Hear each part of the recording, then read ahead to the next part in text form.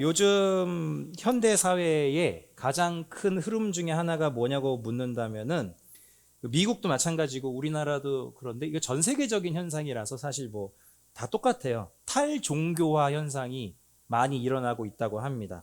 탈종교화가 뭐냐면 종교 자체를 나는 아무것도 안 믿겠다. 이게 늘어나고 있다는 거예요. 우리나라 미국은 땅덩어리가 너무 커서 주마다 달라서 전체 데이터는 정확하지 않고요. 우리나라에서 목회 데이터 연구소라는 곳에서 올해 초에 조사를 했는데 우리나라 20세 이상, 만 20세 이상 성인 남녀를 기준으로 조사를 했어요. 올해 2024년과 20년 전이죠. 2004년. 20년 동안 이게 얼마나 변했는가를 조사를 했는데 2004년에는 우리나라 평균 종교인이 55%였대요. 기독교인이 아니에요. 모든 종교를 가진 사람이 55%였고 무종교가 45%였어요. 그러면 2024년 올해 1월에 조사를 했는데 종교인이 몇 프로였을까요? 얼마나 기대를 하십니까? 37%. 그러니까 종교가 있다가 37%예요. 그럼 나머지가 없다예요. 63%. 어마어마한 차이입니다. 20년 전에 55%였는데 지금 37%로 줄었다는 거예요. 주변을 한번 돌아보세요. 종교 있는 사람 몇 명이나 있나? 실제로 많이 줄었어요. 그러면서 목회 데이터 연구소에서 이 이유들 중에 하나가 뭐냐라고 이제 제시한 게 뭐냐면 권위 자체를 거부하는 시대라는 거예요, 지금이. 권위 자체를 거부한다는 거예요. 왜냐하면 종교는 사실 권위거든요. 하나님이라는 권위, 부처님이라는 권위, 이게 권위잖아요. 그러니까 권위 자체를 거부하는 시대가 됐기 때문에 이제는 무종교인이 더 많아지고 있다. 탈종교화가 심해지고 있다는 거예요. 그도 그럴 것이 마틴 로이드 존스 목사님이 정확히 이렇게 얘기하셨어요. 지금 우리 세대는 진리와 오류 사이에 분명하고 확실한 구분을 거부한다. 지금 우리 시대는요, 진리와 오류 사이에 분명하고 확실한 구분을 거부한다는 거예요. 단 하나만 맞다고 하는 사람은 무조건 고집이 있고 아집이 센 걸로 비춰지는 세상이잖아요. 진리는 내용이나 논리에 있지 않습니다. 진리는 권위에서 옵니다. 의사의 진단과 처방을 왜 믿으십니까? 의사의 권위를 존중하기 때문입니다. 그래서 여러분 혹시 병원에 가시면 환자의 의무라는 걸 보신 적 있습니까? 그게 두 개가 있어요. 근데 그 첫째가 이렇게 써 있어요. 의료인에 대한 신뢰 존중의 의무. 전 이게 굉장히 기독교적으로 보여가지고 외우고 다니거든요. 읽어드릴게요. 환자는 자신의 건강 관련 정보를 의료인에게 정확히 알리고 하나님한테 다 고백해야 되는 거예요. 의료인의 치료 계획을 신뢰하고 존중해야 된다. 두 번째가 더 재밌는데 뭔지 아세요? 불법 치료 딴 데 가서 받지 마라. 네. 저는 그리스도인의 가장 우선된 의무가 뭐냐고 묻는다면 하나님에 대한 신뢰와 존중이라고 생각합니다. 하나님만이 유일한 참 진리이심을 실제로 인정하냐 아니냐를 묻는 겁니다. 머리로 아는 거 말고요. 예수님이 이렇게 말씀하셨죠. 나는 길이요 진리요 생명이다. 나를 거치지 않고서는 아무도 아버지께로 갈 사람이 없다. 나는 진리에 뛰어난 존재다라고 하지 않았고요. 나는 진리다. 내가 길이다, 진리다 말씀하셨죠.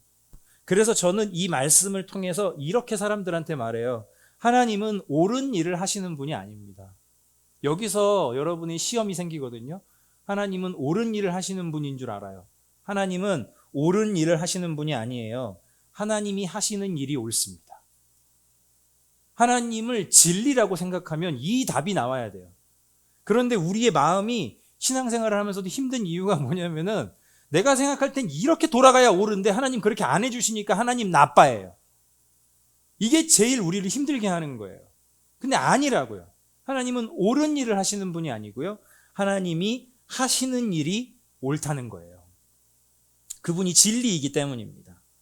구약 사사기의 시대가 그토록 암울했던 이유는 이스라엘이 하나님께 권위를 드리지 않고 자기 생각대로 행했기 때문이에요. 하나님께 권위를 드리지 않았기 때문이에요.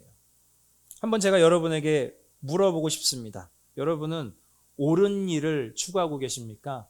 아니면 옳은 분이신 하나님을 추구하고 계십니까?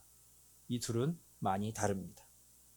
오늘 본문은요, 하나님께서 다윗에게 주시는 언약을 기록하고 있습니다. 이 내용은 사무엘 상하의 중심이 되는 내용일 뿐더러 성경 전체적으로도 아주 중요한 언약입니다. 사실 오늘 우리 사김의교회 교우분들이 오늘 참 중요한 날 오셨어요. 제가 오늘 올해 1년 설교 준비하면서 이 날이 제일 중요한 날이다 생각하고 제가 일정을 짠 날인데 이런 날 오셨어요. 이것을 우리가 소위 뭐라고 부르냐면 다윗 언약이라고 부릅니다. 사무엘하 7장을 다윗 언약이라고도 부르는데, 만약에 우리가 이 다윗 언약을 제대로 이해하지 못하는 경우 복음을 제대로 이해하지 못하게 되기도 하고요, 또는 성경 전체를 이해하지 못하기도 합니다. 사무엘하 7장 이 1절에서 17절만 제대로 이해해도 성경을 제대로 이해할 수 있을 정도로 복음의 핵심, 복음의 정수가 담겨 있어요. 이 다윗 언약이 그토록 중요한 이유가 뭐냐면 두 가지를 말하고 있습니다. 첫째, 하나님만이 참 진리이다. 하나님이 하시는 일이 옳다. 이 얘기를 말하고 있고요. 두 번째는 뭐냐면 하나님을 믿는 자들은 자기 힘으로 살지 않고 오직 하나님 은혜로 산다. 이 두 가지를 이야기하고 있어요. 이게 핵심이거든요. 자, 이렇게 중요하고 중대한 다윗 언약이 등장하는 두 가지 배경이 재미있는데, 하나는 뭐냐면 평화고 하나는 소망이에요. 평화와 소망이라는 배경이 깔려 있습니다. 먼저 평화에 대해서 좀 볼게요. 1절입니다. 1절. 주님께서 사방에 있는 모든, 같이 읽을까요? 시작. 주님께서 사방에 있는 모든 원수에게서 다윗 왕을 안전하게 지켜주셨으므로 왕은 이제 자기의 왕궁에서 살게 되었다. 다윗이 이스라엘 전체의 왕이 되었는데 하나님께서 뭘 줬다고요? 평화를 주셨어요. 다른 대적들을, 일단 블레셋도 물리쳤지만 다른 대적들에게 두려움까지 주셔가지고 감히 이스라엘을 이제는 공격하지 못하게 평화를 주셨다는 거예요. 그 평화 속에서 다윗은 그 이전에 어떤 이스라엘 지도자들보다도 진짜 편안하게 왕 노릇을 하고 있는 거예요. 그런데 그런 좋은 상황에 다윗의 마음에 소망이 올라오는데 이것은 아주 합당한 소망입니다. 2절과 3절이요. 2절과 3절, 제가 2절을 읽고 3절을 같이 읽을게요. 하루는 왕이 예언자 나단에게 말하였다. 나는 백향목 왕궁에 사는데 하나님의 궤는 아직도 휘장 안에 있습니다. 나단이 왕에게 말하였다. 주님께서 임금님과 함께 계시니 가셔서 무슨 일이든지 계획하신 대로 하십시오. 다윗이 지금 선지자 나단이라는 사람한테 가서 나 이런 소망이 있어 라고 지금 얘기를 하는 거예요. 나는 지금 이 평화로운 상황에서 으리으리한 궁을 지어놓고 편안하게 멋들어지게 지내고 있는데 언약궤를 갖다 놓은 자리, 하나님을 예배하는 저 예배 처소가 요즘 말로 하면 이제 예배당인 거죠. 너무 초라하다. 나는 왕궁에 있는데 너무 초라하다. 그래서 내가 하나님을 위해서 성전을 이렇게 멋지게 영광스럽게 지어드리는 것에 대해서 좀 어떻게 생각합니까? 그랬더니 나단 선지자는요, 아니 하고 싶은 대로 하시라고. 하고 싶은 대로 하시라고. 하나님께 묻지도 않았어요. 다윗도 나단도 하나님께 묻지도 않았어요. 근데 저 같아도 안 물어봤을 것 같아요. 왜 그러냐면 하나님을 위해서 성전을 짓겠다는 이 다윗의 마음이 나쁩니까? 아니에요. 너무 좋잖아요. 이 나단 선지자가 생각할 때도 이거는 너무 옳은 일이에요. 그리고 너무 바른 일이에요. 그리고 백성들이 볼 때도 신앙적으로 이거는 유익을 끼칠 수 있는 그런 일이란 말이에요. 너무 좋단 말이에요. 저와 여러분도 하나님의 자녀로 살다가 이렇게 합당한 소망을 충분히 가질 수 있고 그걸 실천할 수도 있지 않습니까? 네. 누가 막 어느 교회를 갔는데 상황이 너무 안 좋아요. 그래서 내가 여기 뭐 좀 해주면 안 됩니까? 그거 나쁩니까? 좋잖아요. 그런 마음들이 나쁜 게 아니란 말이에요. 하나님께 받은 은혜가 너무 감사해서 하나님을 위해서 내가 뭐라도 해드리고 싶다. 지금 다윗은 딱 그런 마음이에요. 그런데 여러분, 어떨 때는 그것이 우리가 하나님께 해드리고 싶은 그것이 하나님이 보실 때 옳지 않을 수도 있어요. 우리가 느낄 때는 이걸 기도할 문제도 아니에요. 이건 당연히 선한 일이라고 생각하는데 종종 하나님께서는 막으실 때도 있다는 거예요. 하나님 보시기에는 그게 옳지 않을 수 있다는 거예요. 지금 오늘 본문의 다윗이 딱 그 경우입니다. 다윗은 이스라엘의 왕이 되자마자 언약궤부터 옮겨왔어요. 그 이유는 뭐였죠?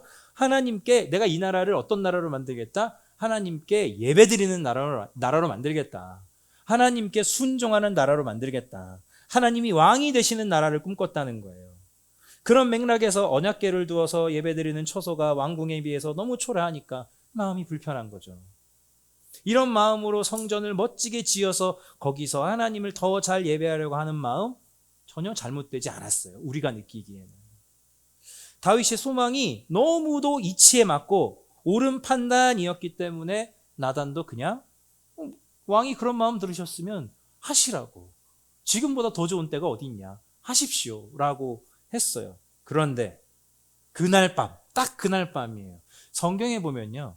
그 즉시로 혹은 그날 밤에 이런 게 나오면 하나님이 굉장히 빨리 움직이신 거예요. 여러분 기도하셨는데 갑자기 그날 밤에 무슨 일이 일어나면 우리 너무 좋잖아요.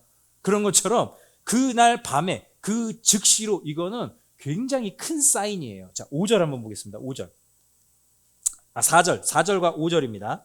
4절과 5절 한번 볼게요. 그러나 그날 밤에 주님께서 나단에게 말씀하셨다. 너는 내 종 다윗에게 가서 전하여라. 나 주가 말한다. 내가 살 집을 네가 지으려고 하느냐? 보세요. 내가 살 집을 네가 지으려고 하느냐? 다윗 언약의 거의 모든 내용이 이 한 문장에 다 들어있다고 해도 과언이 아닙니다. 다윗 언약을 볼 때, 이걸 읽을 때 우리가 핵심으로 봐야 되는 건 뭐냐면 주어예요. 주어예요. 내가, 하나님 입장에서 내가 한다는 거예요. 다. 내가 살 집을 네가 지어? 그건 내가 해. 이런 패턴이에요. 지금까지 내가 언약궤를 통해서 너희 가운데 머무른 거 맞다. 그런데 너 한번 잘 생각해봐라. 내가 언제 누구 집에서 살았던 적 있냐? 그저 장막에나 성막에 있으면서 나는 이리저리 옮겨 다녔다. 그리고 내가 언제 한 번이라도 언약궤를 두는 거기를 멋지게 집 지어서 바쳐달라고 내가 너한테 말한 적 있느냐? 이거 다 맞는 말이에요. 그 맞는 말인데, 자, 이제 우리가 다윗의 마음이 한번 대봅시다. 그 어떤 마음이 들 것 같아요? 서운해요. 저는 서운해요. 성경 볼 때 제가 이 인물로 감정이입을 많이 하거든요. 성경 인물로. 전 많이 서운할 것 같아요. 아니, 나쁜 마음이 아니었잖아요. 나쁜 마음이 아니란 말이에요. 하나님 저는 서운합니다. 제가 하나님께 이렇게 그래도 받은 은혜가 있어서 이렇게 하려고 했는데, 왜 그렇게까지 말씀하시나요? 그렇게 생각이 들 수 있을 것 같아요. 그런데 여러분, 다윗은 그저 자기가 머무는 왕궁은 너무 화려한데 하나님을 예배하는 처소가 초라하니 하나님이 다스리는 나라가 아니라 자기가 다스리는 나라가 될 것 같은 마음이었거든요. 왕궁이 더 으리으리하니까 하나님이 주인이 아니라 목적은 하나님 주인이어야 되는데 내가 주인이 된 것 같은 거예요. 이 불편한 마음 때문에 하나님께 그 성전을 지어드리겠다 한 건데 하나님이 네가 내 살 집을 지어? 이렇게 말씀하신 거예요. 어떻게 보면요, 동문서답 같은 느낌이에요. 저는 하나님 위해서 지어드릴게요 하는데 내가 살 집을 왜 네가 지어? 이런 느낌으로 답을 하셨다는 거예요. 서운하게 보지 마시고요. 왜냐하면 다윗과 같은 경우를 우리가 참 많이 맞이하거든요. 하나님, 제가 이렇게 해드리고 싶어요. 하나님, 저는 이렇게 하나님께 영광 돌리고 싶어요. 근데 하나님 못하게 하실 때가 있어요. 또는 안 된다고 하실 때가 있어요. 그러나 여러분, 그런 생각은요, 하나님의 권위를 인정하지 않는 태도에서 나오는 교만입니다. 물론 우리 사람들끼리는 섭섭하겠다 하고 이해해주고 위로해줄 수 있죠. 그러니까 하나님 앞에서는요, 교만입니다. 왜요? 아까 처음에 말씀드렸지만 하나님을 옳은 일을 하셔야 되는 분으로 생각하기 때문에 그게 섭섭한 겁니다. 이게 옳다고 생각하는데 하나님 막으시니까 섭섭한 거예요. 사람의 생각엔 옳은 일인데 그걸 막으시니 하나님이 이상하다고 보는 겁니다. 하나님을 참 진리로 인정하지 않는 거죠. 그럼 안 된다고 말씀하신 게 다일까요? 아닙니다. 정말 하나님은 다윗의 진심에 대해 무심한 분이실까요? 그것도 아닙니다. 이제부터 하나님이 다윗을 가르쳐 주시고 그에게 언약을 주시는데 주어는 전부 다 하나님입니다. 하나님. 8절을 한번 봅시다. 8절입니다. 함께 읽습니다. 시작. 그러므로 이제 너는 나의 종 다윗에게 전하여라. 나 만군의 주가 말한다. 양떼를 따라다니던 너를 목장에서 데려다가 내 백성 이스라엘의 통치자로 삼은 것은 바로 나다. 뒤에 안 읽어도 돼요. 요 한 구절만 봐도 하나님이 지금 뭘 말씀하시는지를 알 수 있어요. 제가 정리를 해볼게요. 가족들에게 무시받고 천대받는 목자였던 너를 선택하고 세워서 이스라엘의 왕으로 삼은 게 누구였냐? 나다. 떠돌이였던 이스라엘을 이제는 한 곳에 내가 머물러 살게 하겠다. 악한 사람들에게 억압받는 일도 내가 없도록 막아줄 것이다. 사사들을 세웠던 때와는 다르게, 또 사울 왕 때와는 다르게 너는 결코 망하지 않을 것이다. 망하지 않는 정도가 아니라 내가 너를 모든 원수로부터 보호해서 평생 동안 평안히 살게 할 것이다. 이것도 감사한데 또 있어요. 그뿐 아니라 이제 내가 너의 집안을 한 왕족, 이거는 다른 나라를 대비하는 거예요. 다른 나라를 대비시켜서 왕조들이 막 이렇게 생겨나고 있는데 너도 그런 왕조가 될 거야 라고 말씀해 주시는 겁니다. 쉽게 말해 이런 겁니다. 네가 나를 위해 뭔가를 하겠다고? 아니야. 내가 너를 위해 뭔가를 하는 거야. 이게 복음이거든요. 네가 나를 위해 뭔가를 하겠다고? 아니야. 내가 너를 위해 뭔가를 할 거야. 이 다윗 언약에는요, 제가 다 히브리어 다 설명할 수 없지만요, 총 동사가 23개가 나오는데 그 동사 23개의 인칭이 다 전부 1인칭 주어예요. 내가. 하나님 입장에서요. 내가 하겠다. 내가 하겠다. 내가 이렇게 하겠다라는 거예요. 그 내용들을 추리면 세 가지로 나눌 수 있어요. 하나님이 이미 행하신 일들, 그리고 하나님이 지금 하고 계신 일들, 하나님이 앞으로 행하실 일들. 다윗이 했던 일, 하려고 하는 일 하나도 없고, 하나님이 행하신 일, 지금 하고 계신 일, 앞으로 행하실 일들. 이 앞으로 하실 일들에 대한 언약 중에 한 가지는요, 거기 위대한 복음이 숨겨져 있습니다. 바로 다윗의 자손에서 나올 후계자를 말하고 있는데, 다윗의 아들 솔로몬이거든요. 근데 솔로몬에 대한 예언에서 14절을 한번 보십시오. 13절과 14절. 13절과 14절. 바로 그가 나의 이름을 드러내려고 집을 지을 것이며 나는 그의 나라의 왕위를 영원토록 튼튼하게 하여 주겠다. 나는 그의 아버지가 되고 그는 나의 아들이 될 것이다. 그가 죄를 지으면 사람들이 저의 자식을 매로 때리거나 채찍으로 치듯이 나도 그를 징계하겠다. 표면적으로 볼 때 솔로몬에 대한 예언이 맞아요. 네가 성전 나를 위해 지으려고? 아니야. 그런데 아쉬워하지 마. 너의 아들이 나를 위해 성전을 짓게 해줄게. 그러면서 솔로몬을 축복해준다는 이야기들이 쭉 나오는데, 일전에 제가 한번 말씀드린 적이 있지만 구약의 예언들은 이중적입니다. 이중적이에요. 바로 내일을 예언하기도 하지만 메시아를 예언하는 그런 메시지들이, 암시들이 다 숨겨져 있어요. 근데 여기 13절과 14절은 바로 예수님을 의미하는 예언입니다. 예수님을 예언하는 이게 의미의 말들이에요. 특히 14절, 그는 나의 아버지가 되고 그는 나의 아들이 될 것이다. 예수님이 세례 요한에게 세례 받으시고 물에서 올라오실 때 하늘에서 음성이 들렸어요. 그게 이 구절입니다. 이는 내 사랑하는 아들이요 내 기뻐하는 자라. 솔로몬을 통해서 이스라엘이 튼튼해질 것이고 네가 아니라 네 아들 솔로몬이 성전을 지을 것이다. 내가 그를 잘 지도할 것이다. 반면에 또 예수님에 대한 예언인 거예요. 너의 계보를 통해서, 너의 왕조를 통해서 구원자가 태어나게 할 것이고 그를 통해 하나님의 나라가 영원토록 든든히 세워지게도 할 것이다. 여러분, 하나님은 다윗의 소망을 무시하신 게 아닙니다. 다윗의 진심을 아시면서도 무심하신 것도 아닙니다. 하나님의 의도는 이거예요. 내가 너와 함께 일하는 것은 내가 하는 것을 보고 마음에 그리라는 것이지 네가 하는 일에 집중하라는 뜻이 아니야. 다시 한번, 내가 너와 함께 일하는 것은 내가 하는 일을 네가 보고 마음에 그리고 꿈꾸라는 것이지 네가 하는 일에 집착하라는 뜻이 아니야. 이게 지금 다윗 언약의 핵심이에요. 오늘 말씀을 통해서 두 가지를 권면하고 싶습니다. 첫째, 하나님이 하시는 일이 옳은 줄을 믿으십시오. 하나님은 옳은 일을 하시는 분이다. 아니에요. 하나님이 하시는 일이 옳습니다. 사람이 스트레스를 받고 고통을 겪는 가장 큰 이유 중에 하나는 강박이지 않을까요? 스스로 생각하기에 옳은 일이 실현되어야 하는 겁니다. 그러니까 옳은 일에 집착을 해요, 우리는. 이 상황이 이렇게 돌아가야 돼. 저 사람이 이렇게 바뀌어야 돼요. 그래서 저 사람 바꿔주세요 기도가 제일 많잖아요, 우리가. 근데 제일 응답 안 되는 기도가 그건 거 아시죠? 저 사람 바꿔주세요가 제일 안 돼요.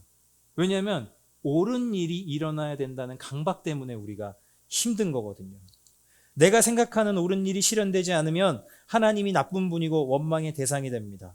세상이 옳지 않다고 해서 지금 여러분의 상황에 불의가 가득하다고 해서 슬퍼하거나 좌절하지 마십시오. 어차피 내가 노력해도 세상이 옳게 돌아가지 않으니 해봐야 소용없다는 식으로 손을 놓지도 마십시오. 왜요? 결국 하나님이 일하실 것이기 때문입니다. 하나님이 하시는 일이 옳다는 것을 그리스도인들은 결국에는 보게 될 것입니다. 시편에 이렇게 나와 있거든요.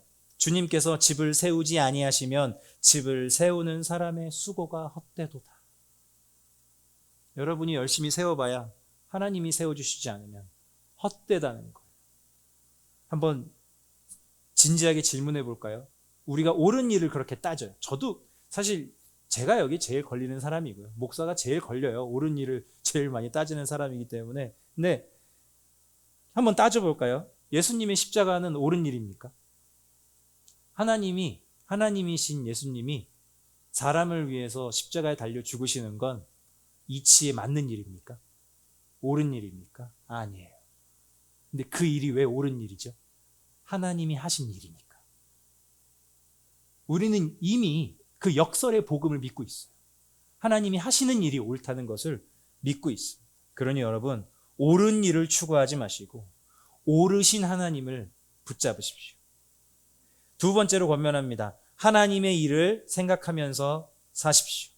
너무나 많은 크리스천들의 착각, 신앙이 고역이 되는 잘못된 패턴 중에 하나가 뭐냐면 하나님을 위해 뭔가를 해내야 한다는 강박입니다. 압박감. 내가 뭔가 성취를 해서 결과물을 내야 하나님을 기쁘시게 할 수 있다는 착각입니다. 물론 아무것도 하지 않아도 된다는 말은 아닙니다. 다윗이 하나님을 위해 성전을 짓겠다는 발상이 문제가 아닙니다. 하나님이 하신 일을 기억하고 하나님이 하시는 일을 보고 하나님이 하실 일을 마음에 그리고 기다리면서 하나님의 일에 집중하며 사는 게 믿는 자의 본분이라는 것을 잊었다는 게 문제예요. 우리 믿는 자들의 본분은 뭐냐? 하나님의 하시는 일을 보면서 사는 거예요. 하나님이 하시는 일은 생각하지 않고 내가 하는 일에 집중하는 게 그게 문제입니다. 그래서 예수님이 베드로한테 정확하게 그 지적을 하셨어요. 내가 이제는 십자가에 달려 죽고 3일 만에 부활할 것이다. 베드로가 뭐라 그랬죠? 안 됩니다. 안 됩니다 정도가 아니에요. 땡! 이랬어요. 예수님한테 땡! 한 거예요. 에이! 땡! 그랬더니 예수님이 그때 뭐라 그러셨죠?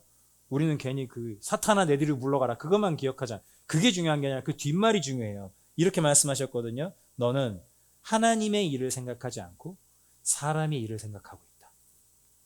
그게 핵심이에요. 우리가 사탄의 유혹에 빠져서 스스로 죄 짓는 가장 첫 번째 패턴은 하나님의 일을 생각하지 않고 사람의 일을 생각할 때 그렇게 되는 겁니다. 다윗 언약의 핵심, 이 복음의 이 핵심은 뭐냐면요. 내가 뭔가 해내야 한다는 문제에서 참 자유를 준다는 겁니다. 네가 뭘 해내야 한다가 아닙니다. 내가 뭔가를 해낼 테니 너는 단지 내 안에 있으면서 내가 맡긴 일에 최선을 다해라. 이게 복음의 핵심이에요. 그래서 예수님은 이런 말씀도 하셨거든요. 내가 진정으로 너희에게 말한다. 나를 믿는 사람은 내가 하는 일을 그도 할 것이요. 이 다음이 중요해요. 그보다 더 큰 일도 할 것이다. 저는 이 말씀이 아무리 생각해도 이해가 안 됐었거든요. 아무리 생각해도 예수님이 그냥 제자들을 조금 이렇게 띄워주는 말 같은 거예요. 왜냐하면 예수님보다 위대한 일을 우리가 할 수 있습니까? 근데 예수님은 정확히 말씀하셨어요. 너희들은 내가 한 것보다 더 큰 일을 할 거래요. 근데 이게 이해가 안 됐어요. 아무리 그래도 우리가 십자가에 달려 죽어서 모든 인류를 구원할 수는 없잖아요. 여기 그럴 수 있는 분 있습니까? 그건 불가능하단 말이에요. 근데 이 다음 말씀 때문에 이해가 됐어요. 뭐라고 하셨냐면은 보세요. 나를 믿는 사람은 내가 하는 일을 그도 할 것이요 그보다 더 큰 일도 할 것이다. 그 다음 그것은 내가 아버지께로 가기 때문이다. 이게 무슨 말이지 하고 저는 한참을 묵상을 했어요. 근데 어려운 얘기가 아니더라고요. 이 말 그대로예요. 그것은 내가 아버지께로 가기 때문이다. 예수님이 이제 땅에 안 계시다는 거예요. 그럼 땅에 있는 사람들은 누구예요? 남겨진 제자들인 우리잖아요. 그러니까 이제는 우리가 예수님보다 더 위대한 일들을 할 수 있는 사람이라고 예수님은 객관적으로 말씀해 주신 거예요. 이건 그냥 위로의 말씀이 아니에요. 땅에서 위대한 일을 해서 하늘의 하나님을 감동하게 하는 게 신앙생활이 아닙니다. 하나님께서 땅에 있는 여러분을 통해 하늘의 일을 하시는 게 기독교 신앙이에요. 다시 한번요. 땅에서 위대한 일을 해서 하늘의 하나님을 감동하게 하는 게 기독교가 아니라고요. 하늘의 하나님께서 땅에 있는 여러분을 통해서 하늘의 일을 하시는 게 기독교의 위대함입니다. 그러니 여러분 개개인을 너무 작게 여기지 마세요. 예수님이 나보다 너희들이 더 큰 일을 할 거야 라고 인증해 준 사람들이 저와 여러분입니다. 이것이 다윗 언약 안에 담겨 있는 복음의 위대함이에요. 상황이 안 좋게 흘러가더라도 하나님이 하시는 일이 옳은 줄을 믿으십시오. 하나님이 지금껏 여러분의 삶에 행하신 일들을 기억하십시오. 또 지금 행하고 계신 일에 집중하십시오. 또 앞으로 하나님께서 하실 일을 마음에 그리면서 사십시오. 저는 그게 그리스도인의 참 자유이고 행복이라고 선언하고 싶습니다. 그러니 하나님께 뭘 해드리겠다면서 옳은 일을 찾지 마시고요. 오르신 주님을 붙잡고 사시기를 주님의 이름으로 축복합니다. 그 말씀을 생각하면서 같이